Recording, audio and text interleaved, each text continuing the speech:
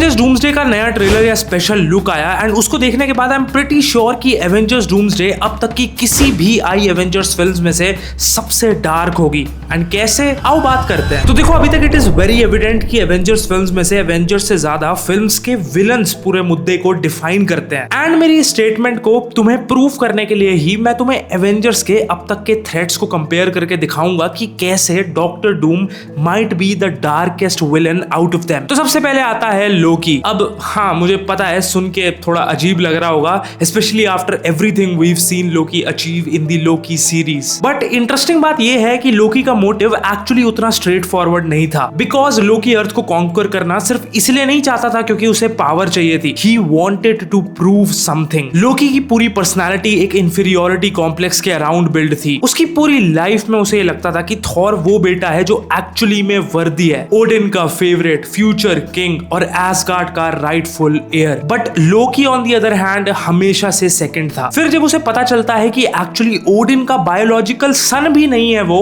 बल्कि एक Frost giant है, तो उसके वो इनसिक्योरिटी और भी ज्यादा एम्पलीफाई हो जाती है। और यहीं से ना लोकी के अंदर एक ऑब्सेशन डेवलप होता है अपने आप को प्रूव करने का। और दी एवेंजर्स में अर्थ उसके लिए सिर्फ एक प्लैनेट नहीं था, it was an opportunity. Because if Loki Earth को रूल कर सकता था तो इनडायरेक्टली वो ये प्रूव कर सकता था कि थॉर से वो किसी भी एंगल से कम नहीं है, कि वो भी पावरफुल है, वो भी रूलर बन सकता है। एंड इसी इंफीरियोरिटी कॉम्प्लेक्स के चलते लोकी का वो विलनी फॉर्म था control. He wanted people to bow in front of him. उसके लिए दूसरों को डोमिनेट करना, बेसिकली अपनी इनसिक्योरिटी को सप्रेस करने का तरीका था। और यहीं से एवेंजर्स विलन्स की एक इंटरेस्टिंग प्रोग्रेशन स्टार्ट होती है। Loki wanted to prove himself and उसका पूरा रीजन बहुत ही personal and light hearted type लगता है। But then they improved and got more darker with Ultron. और अल्ट्रॉन का प्रॉब्लम सिर्फ ये नहीं था कि वो पावरफुल था, उसका एक्चुअल एंड मेन प्रॉब्लम था ह्यूमैनिटी इटसेल्फ। अल्ट्रॉन को बनाया ही गया था दूसरों को प्रोटेक्ट करने के लिए। टोनी एंड ब्रूस का आइडिया ही सिर्फ एक ऐसी आर्टिफिशियल इंटेलिजेंस क्रिएट करनी थी जो एवेंजर्स के बिना भी अर्थ को प्रोटेक्ट कर सके। लेकिन जैसे ही अल्ट्रॉन दुनिया को समझना शुरू करता है,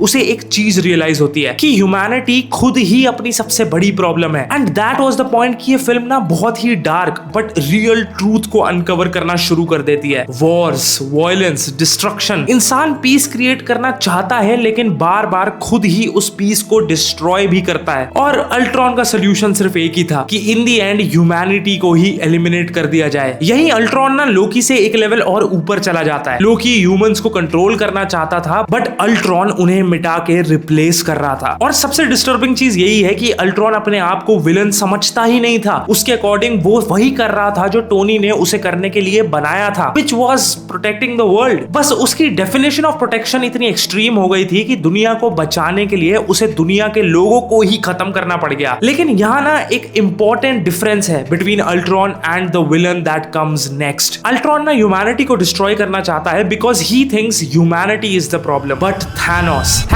doesn't just want to destroy the problem, he wants to decide who gets to live। और यहीं से ना चीजें बहुत इंटरेस्टिंग एंड डार्क होती हैं। एवेंजर्स के विलन्स की आइडियोलॉजी थैनोस के बाद कंप्लीटली चेंज हो जाती है बिकॉज लोकी ह्यूमैनिटी को रूल करना चाहता था, वहीं अल्ट्रॉन उसे पूरी तरह से एलिमिनेट करना चाहता था। But Thanos believed he was saving humanity. वो अपने आप को एक सेवियर, एक भगवान के रूप में देखता था। एंड आई थिंक यही चीज थैनोस को इतना डिस्टर्बिंग बनाती है। थैनोस का मानना था कि यूनिवर्स एक सिंपल सी प्रॉब्लम फेस कर रहा है, रिसोर्सेज लिमिटेड है लेकिन लाइफ अनलिमिटेड। और उसने ये अपनी आंखों के सामने होता देखा था। टाइटन पर उसने देखा कि पॉपुलेशन बढ़ रही है, रिसोर्सेज खत्म हो रहे हैं और सिविलाइजेशन कोलैप्स कर रही है। एंड थैनोस ने इसका एक सिंपल सा सोल्यूशन भी दिया था कि पॉपुलेशन का आधा हिस्सा रैंडमली एलिमिनेट कर दो। किसी अमीर को नहीं, किसी गरीब को नहीं, बल्कि रैंडमली, ताकि जो बचे हैं उनके पास सर्वाइव करने के लिए इनफ रिसोर्सेज हो। बट उसके प्लैनेट ने उसकी बात नहीं मानी एंड उनके साथ वही हुआ जो होना था। टाइटन बर्बाद हो गया। And after that Thanos started believing that he is the only one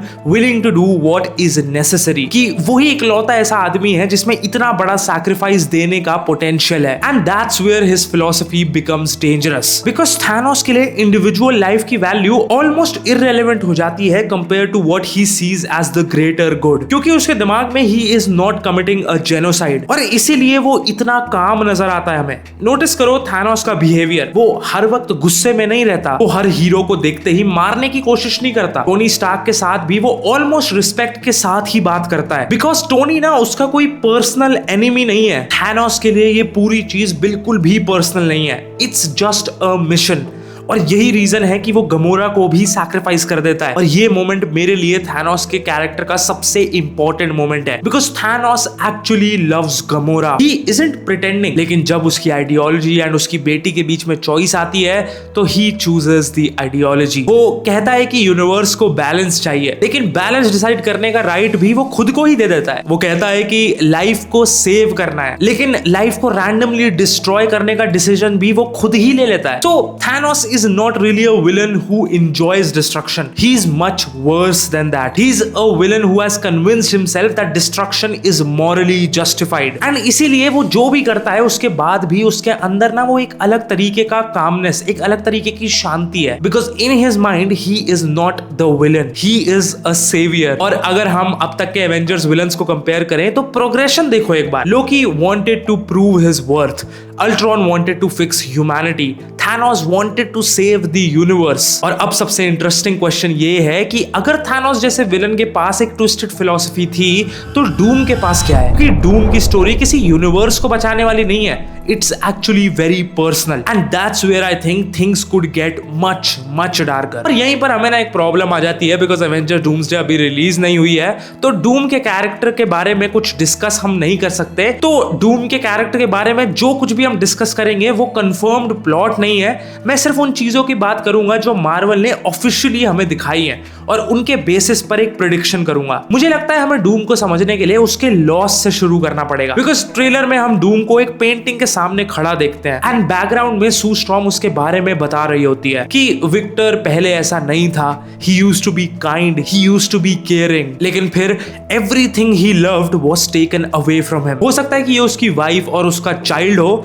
या फिर उसकी माँ हो जिसके साथ विक्टर का कनेक्शन कॉमिक्स में भी उसकी स्टोरी का एक एक्सट्रीमली इंपॉर्टेंट पार्ट रहता है। लेकिन ऑनेस्टली मुझे नहीं लगता कि अभी ये जानना सबसे इंपॉर्टेंट है कि पेंटिंग में एग्जैक्टली कौन है। इंपॉर्टेंट ये है कि विक्टर ने कुछ ऐसा लूज किया है जो उसके लिए सबसे ज्यादा इंपॉर्टेंट था। और फिर हमें मिलता है डूम का वो डायलॉग जो मेरे अकॉर्डिंग पूरे कैरेक्टर को डिफाइन कर सकता है। All of you have lived stolen lives, now you must give them back. मतलब कि तुम सब किसी और की छीनी हुई जिंदगियां जी रहे हो और अब तुम्हें उसे लौटाना होगा। अब इस लाइन का एक्चुअल मीनिंग क्या है वो फिल्म के रिलीज होने के बाद ही कंप्लीटली क्लियर होगा, बट अगर हम सिर्फ जो ऑफिशियली दिखाया गया है उसको कनेक्ट करें तो डूम ना सिर्फ एवेंजर्स को मारने की धमकी नहीं दे रहा, he is actually accusing them. और अगर ये जेन्युइनली डूम की मोटिवेशन है तो यहां से एवेंजर्स के विलन की प्रोग्रेशन और भी इंटरेस्टिंग हो जाती है, बिकॉज लोकी के पास ना अभी भी कुछ था, ही वांटेड ह्यूमंस अलाइव ताकि वो उनके ऊपर रूल कर सके। अल्ट्रॉन के पास भी कुछ था, वो ह्यूमैनिटी को खत्म करना चाहता था, बट ही स्टिल वांटेड अर्थ। उसे लगता था ह्यूमैनिटी प्रॉब्लम है और उसके बाद अर्थ पे एक नई बिगिनिंग हो सकती है। और फिर थैनोस ने literally half of the universe को एलिमिनेट कर दिया था,